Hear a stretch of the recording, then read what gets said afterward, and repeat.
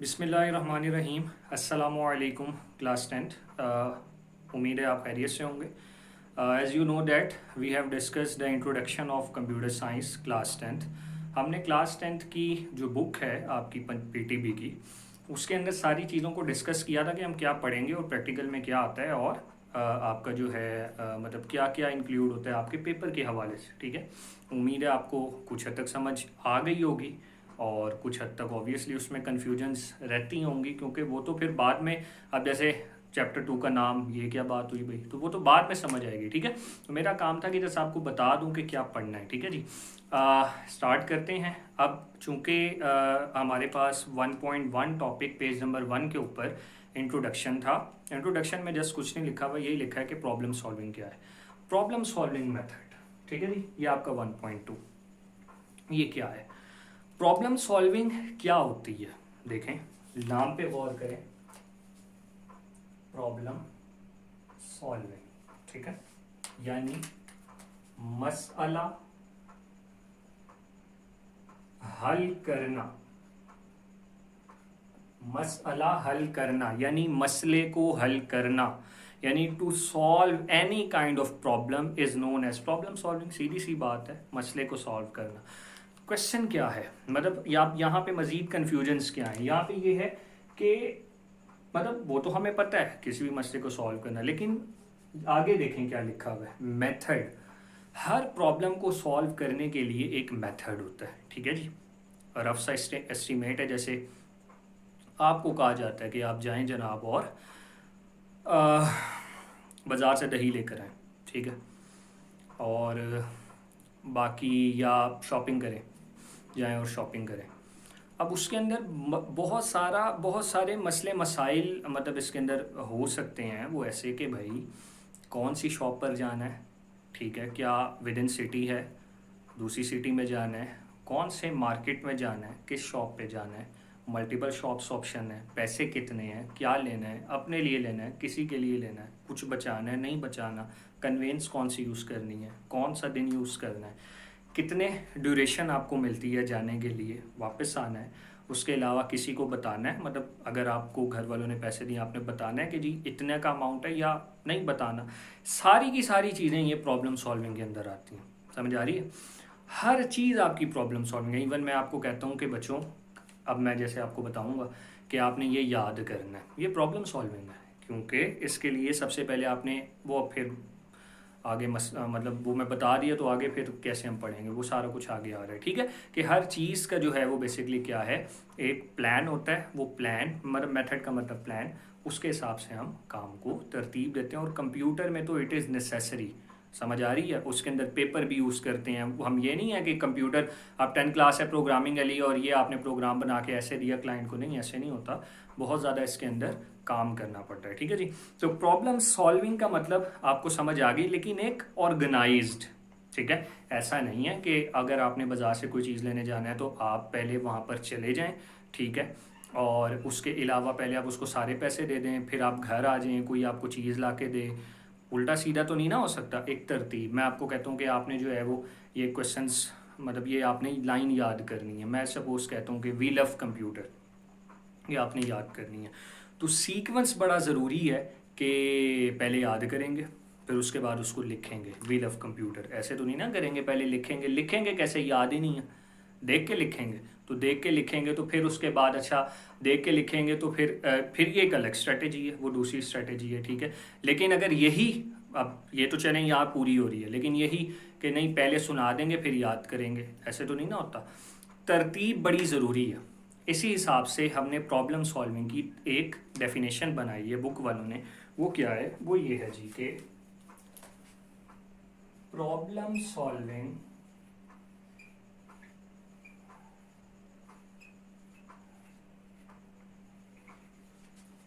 Is a skill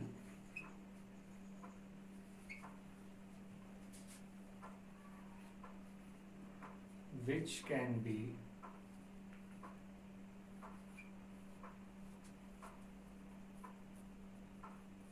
problem solving is a skill which can be organized हाँ, विच can be developed, बिल्कुल ठीक, by following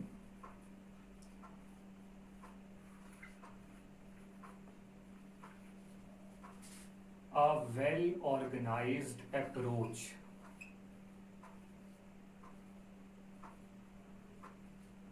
ये अभी हम पूरा देखेंगे और आपने ये भी देखना है कि क्या मैंने बातें बताई थी वो इस पे फिट बैठती हैं, ठीक है। Problem solving is a skill which can be developed by following a well organised approach. Okay, तो प्रॉब्लम सॉल्विंग, मसले को हल करना, इज अ स्किल, एक महारत है। प्रॉब्लम सॉल्विंग एक महारत है विच can be developed. Problem solving एक महारत है जिसको एडॉप्ट किया जा सकता है, जिसको सीखा जा सकता है। समझ आ रही है? प्रॉब्लम सॉल्विंग ऐसा तरीका है जिसको आप भी सीख सकते हैं। कैसे? आप भी सॉल्व कर सकते हैं उस तरीके से प्रॉब्लम। कैसे? By following a well organised approach. Well organised approach का मतलब यही है कि जो सीढ़ियां हैं वो पहले इस तरह आपकी ऊपर जाती हैं, ठीक है। एक तरीकाकार है, उसको आपने ज़रूर अपने जहन में रखना है। अगर तरीकाकार ही आपने वेल ऑर्गेनाइज अप्रोच, अगर आप ये सब, मैं आप यहाँ पे ये कह देता हूँ कि ये सबसे बुनियादी चीज़ है, ठीक है। लिस्टिंग ऑर्डर बहुत ज़्यादा आपका बेहतर अंदाज में होना चाहिए। उम्मीद है कि ये मुझे उम्मीद है कि आपको समझ आ गई होगी कि problem solving is a skill, एक महारत है, विच कैन बी डेवलप्ड। आप उसको सीख सकते हैं, आप उसको कर सकते हैं। कैसे? By following a well organise approach, एक खास organise approach. By following follow करके, वेल ऑर्गेनाइज अप्रोच एक तरीकाकार। तो वो तरीकाकार क्या है वो भी हम आगे देखेंगे कि अप्रोच क्या है, कितनी चीज़ें मौजूद हैं। ओके, चलें। इसके बाद वो कहता है, इसको ब्लू से मैं लिखता हूँ, प्रोग्रामिंग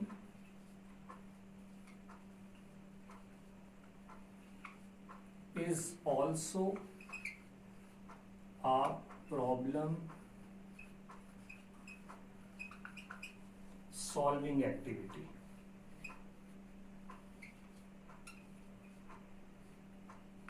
अभी देख लेते हैं कि ये बात लाइन में क्या कहने की कोशिश कर रहा है। प्रोग्राम की डेफिनेशन जल्दी से बताएं, मतलब जहन में सोचें क्या होगी। प्रोग्राम की क्या डेफिनेशन है? सेट ऑफ इंस्ट्रक्शंस, हिदायत का मजमुआ, given to the computer, computer को दिया जाता है, in order to solve a particular problem, किसी भी मसले को सॉल्व करने के लिए। यानी कंप्यूटर के अंदर कोई मसला है 2+2, उसको सॉल्व करने के लिए computer program is a set of instruction given to computer, computer को देंगे और वो उसके मुताबिक क्या करेगा, इंस्ट्रक्शंस देंगे कंप्यूटर को।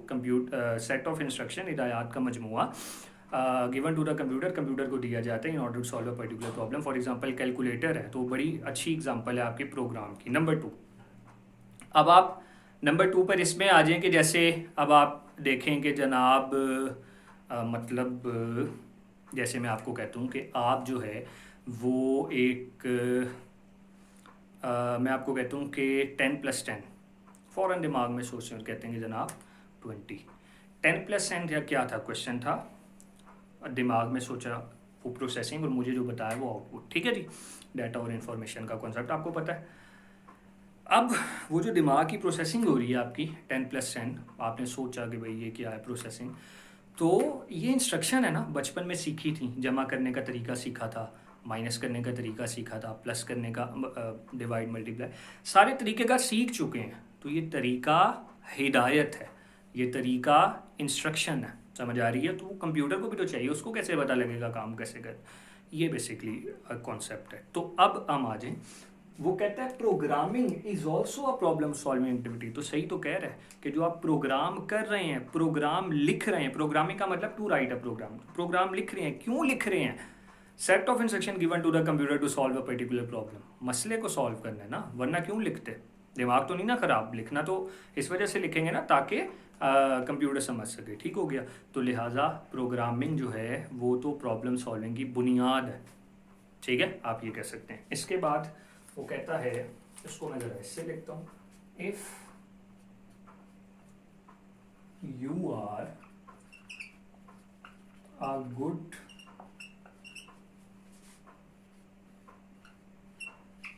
problem solver, then you have potential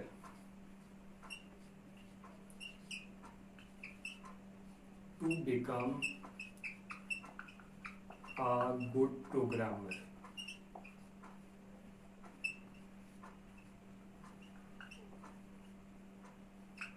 ठीक है जी। क्या मतलब है इसका? इसका मतलब ये है कि अगर आपके पास ये एबिलिटी है, मतलब कोई आपको कहता है कि यार ये मसला है, सॉल्व, मसले का मतलब ये नहीं क्वेश्चन मतलब मैथ है फिजिक्स, नहीं नहीं नहीं, वैसे ही ज़िंदगी का कोई मामला है, ठीक है, समझ नहीं आ रही इसको सॉल्व कैसे करें, तो अगर कोई आपके पास, आप समझें कि आप बहुत अच्छा मशवरा देते हैं, बड़ी अच्छे तरीके से आप प्रॉब्लम्स को जो है वो हैंडल कर सकते हैं, तो अगर आपका दिमाग इस तरह काम करता है तो इसका प्रॉबली इम्कान होता है कि आपका दिमाग जो है वो बड़ी अच्छी प्रोग्रामिंग कर सकता है, क्योंकि कंप्यूटर में यही होता है, ठीक है। फॉर एग्जांपल हमने प्रोग्राम लिखना सीख लिया कि जनाब एक नंबर है, यूज़र से लेंगे, यूज़र कहता है 10, तो उसको प्रिंट करवाया जाए यू आर 10, कैसे करेंगे? प्रोग्रामिंग तो आ गई है, सीख ली गए, लेकिन अब ये कैसे, ये काम कैसे करना है? जैसे कोई आपको कहे अब आपको बाहर निकलना आ गया, आप बड़े हो गए, पहले आप बाहर नहीं जाते थे, फिर आप बाहर ऐसा ऐसा 2 गलियों के फासले पे 4 गली, फिर ऐसा ऐसा मार्केटों में और पूरे लाहौर में घूमना शुरू हुआ, अब आपको आ गया काम करना, मतलब आ गया। लेकिन कोई आपको कहते हैं यार यहाँ से ले, तो एक दफ़ा दिमाग में सोचना है ना, इस गली से जाना है, इस गली से जाना है, वही सारी चीज़ें हैं, प्रोग्रामिंग आ जाएगी। तो फिर ये देखें, मतलब प्रॉब्लम अक्सर, प्रोग्रामर तो तकरीबन सारे ही होते हैं, सबको प्रोग्रामिंग आती होती है, ठीक है, जो कंप्यूटर साइंस के स्टूडेंट्स, जल्दी कौन सॉल्व करेगा प्रॉब्लम? बहुत जल्दी कौन सॉल्व करेगा? वो जिसके अंदर ये एबिलिटी है कि वो गुड प्रॉब्लम सॉल्वर है नॉर्मल लाइफ में, तो वो प्रोग्रामर भी बहुत अच्छा होगा। उम्मीद है आपको ये मेरी बात समझ आ गई होगी। उसके बाद उसने कहा है कि जनाब बिजनेस स्टडीज़ हो या उसके अलावा जनाब आपकी स्टडीज़ हो, इंजीनियरिंग हो, हर एक का अलग अलग मैथडोलॉजीज़ हैं। अब जैसे इंजीनियरिंग है, इंजीनियरिंग में क्या है, मतलब मैकेनिकल इंजीनियरिंग वगैरह, मशीन डिज़ाइन करनी है ना, तो मशीन डिज़ाइन के लिए क्या करना पड़ेगा? मशीन डिज़ाइन के लिए वो वाला तरीका तो नहीं ना यूज़ करेंगे जो शॉपिंग करने का है, समझ आ रही है? मैं कहता हूँ ये तो एक हो गया। फिर दूसरे नंबर पे बिज़नेस, बिज़नेस का मतलब हम ये कहते हैं कि जनाब किसी की टैक्स फाइल रिटर्न करनी है, तो उसके लिए वो तरीका तो नहीं है ना जो मशीन डिज़ाइन करने का। तो हर एक के लिए जो तरीक़ाकार हैं, जो मेथडोलॉजीज़ हैं, वो हर एक के पर्सपेक्टिव के लिहाज से होते हैं। ये बात मुझे उम्मीद है आपको समझ आ गई होगी। यही डेफिनेशन है प्रॉब्लम सॉल्विंग की, जो मैंने आपको बोर्ड पे लिखी, आपने यही करनी है। फर्स्ट आई थिंक 2.5 लाइन्स है। अब हम आगे चलते हैं कि जनाब वो जो कहा था उसने कि वेल ऑर्गेनाइज अप्रोच कितने स्टेप्स पे, आप एक प्रॉब्लम सॉल्विंग कितने स्टेप्स पे डिपेंड कर सकते हैं, ठीक है। ठीक है,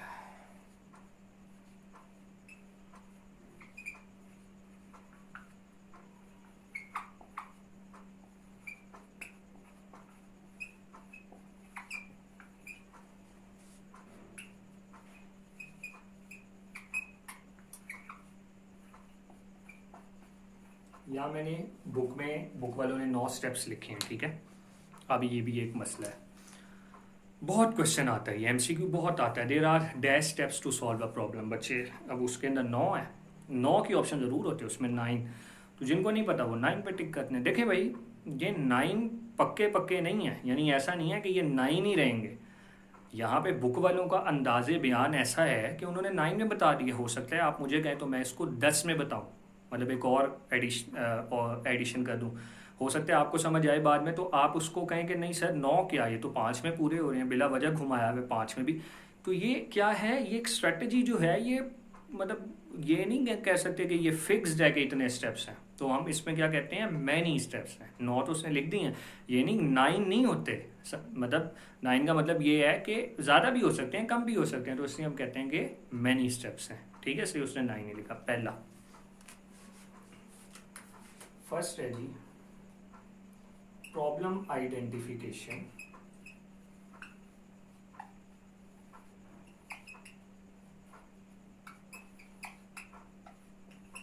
number 2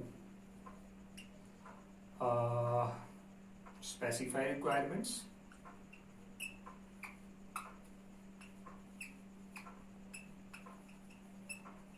number 3 analyze the problem,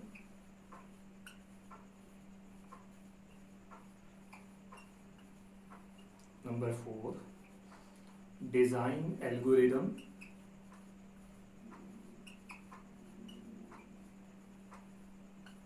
and draw flow chart,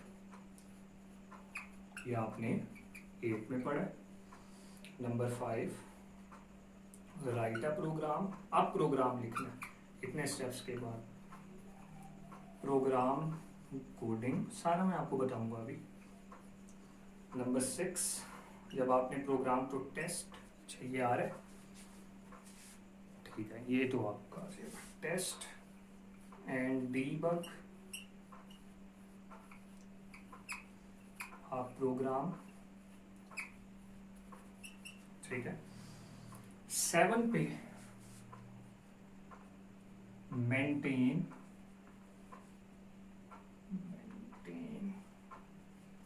and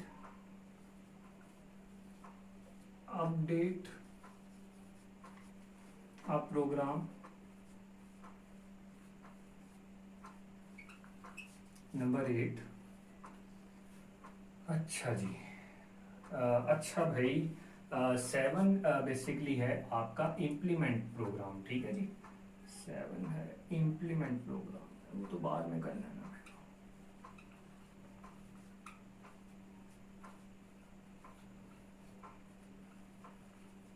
इसको 8 कर लेंगे। डॉक्यूमेंटेशन, डॉक्यूमेंट,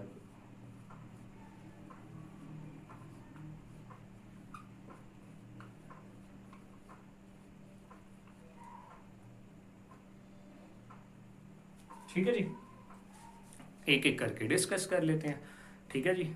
बहुत ज़्यादा लेंथी अब टाइम नहीं लूँगा मैं, क्योंकि ये 9 स्टेप्स तो पूरी बुक में पढ़ने हैं, 4-5 पेजों पे यही तो लिखा हुआ है। जल्दी से ज़रा एक दफ़ा, मतलब आपके ऐसा ना हो कि आपके जहन में थोड़ी सी कन्फ्यूजन रह जाए, ठीक है जी। आइडेंटिफिकेशन, इसको हम ऐसे करते हैं, शनाख्त, मसला पता तो लगना चाहिए ना, करना क्या, कहना क्या चाहता है। अक्सर ऐसा होता है आपको क्वेश्चन मिलता है, आपको पता ही नहीं लगता इसमें कहा क्या जा रहा है, मतलब वो इंग्लिश कुछ इस तरीके से लिखी होती है, ठीक है। तो समझना बड़ा ज़रूरी है, ठीक है। इसका मतलब कि आपको आपकी इस तरीके की स्किल्स होनी चाहिए कि किसी भी किस्म की स्टेटमेंट को आप समझ सकें, क्योंकि अगर समझा ही गलत है, और जितना मर्जी आपको मैं कहता हूँ 10+10, चले मैं आपको कहता हूँ कि 97+7, ठीक है, वो होते हैं 104, आपको ये सुनाई देती है 97+6, आप यहाँ पढ़ते हैं 97, 98, 90, इस तरह करके आप कहते हैं ये तो 97 और 6, ये तो 103 है। अब आपने मेहनत जो की है तकरीबन 5 सेकंड लगाए आपने, 5 सेकंड की मेहनत क्या हो गई, ज़ाया हो गई, क्योंकि आपने उसको शनाख्त आइडेंटिफाई गलत किया था। समझ आ गई? ओके। इसके बाद है जी रिक्वायरमेंट्स। रिक्वायरमेंट्स क्या होती हैं जी, ज़रूरियात। ये क्या है, प्रॉब्लम आ गई, एक प्रॉब्लम सॉल्व करना है, प्रॉब्लम सॉल्व करना है जी, ब्लड डोनेशन की एप्लीकेशन बना लेते हैं। जितने भी लोग हैं वो ब्लड डोनेटर हैं, वो कहेंगे यार मैंने 3 महीने हो गए हैं, 4 महीने हो गए हैं, मैं ब्लड दे सकता हूँ।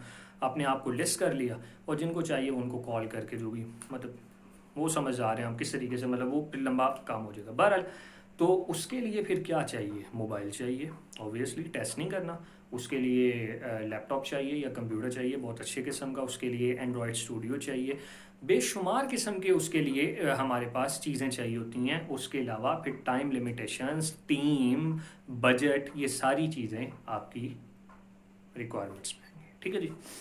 इसके बाद एनालाइज अ प्रॉब्लम।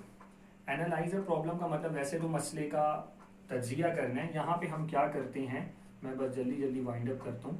बड़े प्रॉब्लम को छोटे छोटे हिस्सों में डिवाइड करने के बाद हम इसको सॉल्व करते हैं, ठीक है। ये मैंने वाइंड अप किया। इसके बाद design algorithm and raw flow chart, ये आपको पता है एल्गोरिदम क्या है, a finite set of steps, एक हिदायत मतलब तरतीब है। एक फॉर एग्जांपल कोई भी काम करना, उसकी लिस्ट बना लेते हैं, टू डू लिस्ट कहते हैं उसको, ठीक है। तो वो आपका एल्गोरिदम है, ये 8 में पढ़ा है आपने, लेकिन फिर हम इसको मज़ीद बेहतर अंदाज में पढ़ेंगे। फ्लो चार्ट कहते हैं जी पिक्टोरियल रिप्रेजेंटेशन ऑफ इंफॉर्मेशन, क्योंकि तस्वीर बहुत ज़्यादा जल्दी बोलती है, मतलब ज़्यादा तेज़ बोलती है। A picture worth thousands, a picture is worth then 1,000 words, ठीक है। पिक्चर बहुत ज़्यादा इंपॉर्टेंस रखती है। इसके अलावा पिक्चर वो नहीं होगी, अपनी वगैरह शक्लें नहीं बनानी, ठीक है। पिक्चर जो है जनाब वो अब आपने ये नहीं करना कि आपने सेल्फी लेनी वगैरह शुरू कर देनी। पिक्चर का मतलब कि शेप्स वगैरह जो हमने फ्लो चार्ट के डिस्कस आपके साथ नहीं 9 के साथ किए थे वो बाय चांस आपका और 9 का क्योंकि एक ही जैसा है फर्स्ट चैप्टर। खैर अच्छा, इसके बाद right a programme. Right a program, programme जो होता है ना, जैसे ये मैंने प्रोग्राम कोई भी प्रोग्राम लिखता हूँ मैं, ठीक है, प्रिंट एफ, चलें प्रिंट कर लेता हूँ ना, आपके लिए आसानी हो जाएगी। गुड बाय, ठीक है जी। ये प्रोग्राम बनाया है मैंने 10, ये आपको बाद में समझ आएगी। तो प्रोग्राम जो लिखते हैं ना, उस प्रोग्राम की जो ये एक इंस्ट्रक्शन कहलाती है, ठीक है, ये एक इंस्ट्रक्शन, ये एक इंस्ट्रक्शन, इसकी जो जमा होती है ना उसको हम कहते हैं कोड।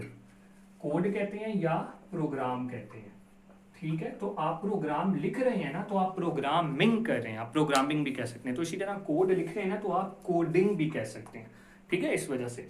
इसके बाद test and debug the program के अंदर आप उसको टेस्ट करेंगे कि कोई गलती तो नहीं आ गई। अक्सर गलतियां आ जाती हैं। डीबग का मतलब बग, बग कहते हैं एरर को, ठीक है, और डीबग कहते हैं उस एरर को क्या करना, उस एरर को दूर कर देना, ठीक है, उस एरर को बिल्कुल दूर कर देना, मतलब पकड़ना और दूर कर देना। Finding and removing error in a program is known as debugging. इसके बाद इम्प्लीमेंट। अब जब सारा काम हो गया, गलतियां भी दूर हो गई, तो अब फॉर एग्जांपल मैंने आपको कहा 10 लाइनें याद करके आए, तो आप क्या करेंगे? 10 लाइनें, सबसे पहला काम आइडेंटिफाई। अच्छा यार 10 लाइनें याद कर, ठीक है। अच्छा ज़रूरी याद क्या चाहिए? बुक चाहिए, और क्या चाहिए? लाइट चाहिए, लाइट होगी तो नज़र आएगा ना। और क्या चाहिए? बड़ा अच्छा सा गद्दा होना चाहिए, उस पर बैठ के याद करेंगे, ठीक है। वट एवर जो भी चीज़ें, ये सारी चीज़ें क्या कहलाएंगी? आपकी रिक्वायरमेंट्स में आ गई। बड़ी अच्छी एग्जाम्पल मेरे जहन में आ गई, मज़ा आने वाला। इसके बाद है एनालाइज। आप कहेंगे यार ये तो बड़ी बहुत बड़ा प्रॉब्लम है, ऐसे नहीं हो सकता। एक एक लाइन में डिवाइड कर दिया, एक एक लाइन में कर दिया, छोटे छोटे हिस्सों में। फिर आपने क्या किया? Design, algorithm, draw, flow chart. ये अमूमन यहाँ पे नहीं हो रहा, ठीक है, ये यहाँ पे नहीं हो रहा। उसको आपने याद करना शुरू किया, यानी कोडिंग वो उसमें आएगा। आपने याद करना शुरू कर, काम करना शुरू कर दिया ना। जब आपने काम किया, 1 याद की, 2 याद की, 3 याद की, फिर आपने उसको टेस्ट किया, पढ़ा। आपने पढ़ा यार अच्छा ये गलती है, गलती आ गई। जब गलती आ गई, वो डिबगिंग नहीं है, पूरा गलती आ गई और फिर उसको आपने दूर किया। आपने कहा अच्छा मैं ये लफ्ज़ बोल रहा था, ये लफ्ज़ ये तो नहीं है, ये है, ठीक है। तो वो फिर गलती पकड़ लेना और उसको दूर कर देना, डीबगिंग हो जाएगी, ठीक है। इसके बाद इम्प्लीमेंट। अब आप आएंगे मेरे पास सुबह और आप कहेंगे सर ये मुझे याद है, ये लें सुन लें, ये इम्प्लीमेंट हो गया, समझ आ गई। तो यहाँ तक है, लेकिन कंप्यूटर की टर्म में कुछ चीज़ें ज़्यादा होती हैं, जैसे मेंटेन एंड अपडेट। अब देखें आपकी व्हाट्सएप की अपडेट आती रहती हैं, व्हाट्सएप की अपडेट्स आ रही हैं, ठीक है। उसके अलावा आपकी जनाब जो है वो बेशुमार अपडेट्स, फेसबुक वगैरह की अपडेट्स क्यों आती हैं?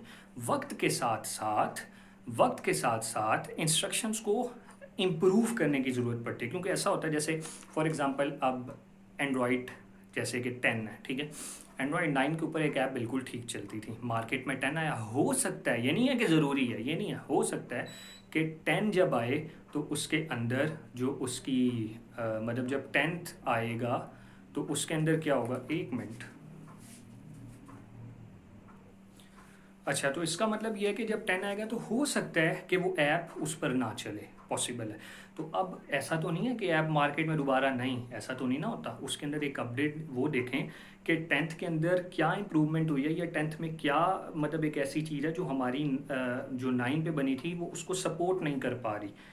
ऐसा होता हर बार नहीं है, लेकिन होता भी है, होता भी है, नहीं भी होता। इसीलिए तो अपडेट आती है। अक्सर ऐप्स होती हैं उनकी अपडेट नहीं आती, लेकिन अपडेट आना ज़रूरी है। ये सॉफ्टवेयर इंप्रूवमेंट। हार्डवेयर भी ऐसा होता है। फॉर एग्जांपल सैमसंग का कोई वेरिएंट है, ठीक है, नोट 8 है, तो उसके बाद नोट 9, 10, कोई 9 के लिए एक बिल्कुल सही चीज़ बनी और वो बिल्कुल चलने लगी। 10 जब आया तो हो सकता है कि वो 10 के ऊपर ना चले, समझ आ रही है। तो फिर लोगों वो उनको मतलब फीडबैक्स देते हैं, तो फिर उसके अंदर इम्प्रूवमेंट कर दी कि जनाब ये ठीक है, तो 10 के लिए अब हमने अपडेट निकाल दी। वो अपडेट फिर सबके लिए होती है, सब उसका फ़ायदा ले लेते हैं, ठीक हो गया।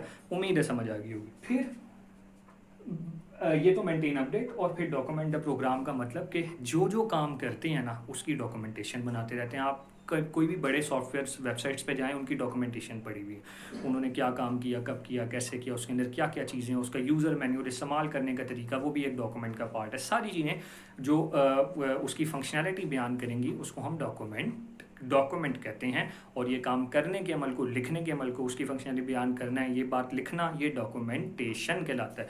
ठीक है, तो उम्मीद है आपको समझ आ गई होगी।